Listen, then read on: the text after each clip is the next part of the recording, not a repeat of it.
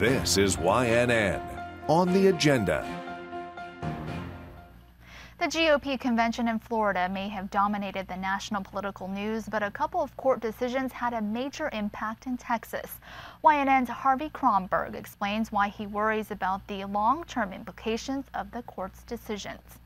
Last week's National Republican Convention confirmed two new superstars.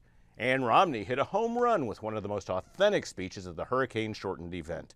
And Florida Senator Marco Rubio rescued Mitt Romney from Clint Eastwood with a truly powerful introduction. But while most press eyes were focused on Tampa, two separate federal courts delivered stinging rebukes to our Texas legislature. One three-judge panel unanimously found that the legislature intentionally discriminated against minorities when it drew the congressional Texas Senate and Texas House maps.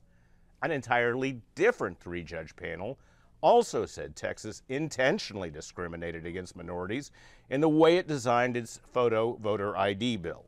Now, no one here is naive. Redistricting is about the party in power consolidating power, and in that respect, Republicans did a fine job. But a three-judge panel found that in doing so, they crossed multiple lines and intentionally tried to prevent minorities from having the impact in elections their population growth had earned.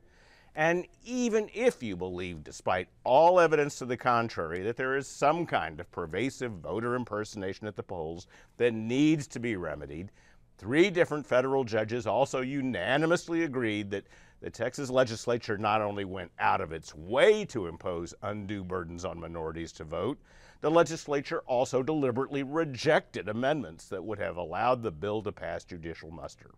Attorney General Greg Abbott says he will appeal and the process will continue playing out. But what concerns me is not the fate of any one law.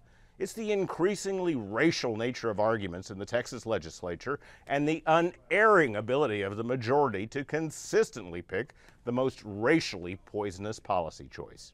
This is the last decade of white domination of the ballot box and the legislative process in Texas. What worries me is the racial debate in our legislature is increasingly bitter and unyielding.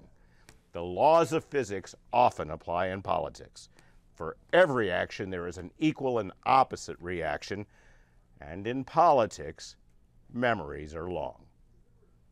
And that's what's on the agenda. I'm Harvey Kronberg, and you can find me at quorumreport.com.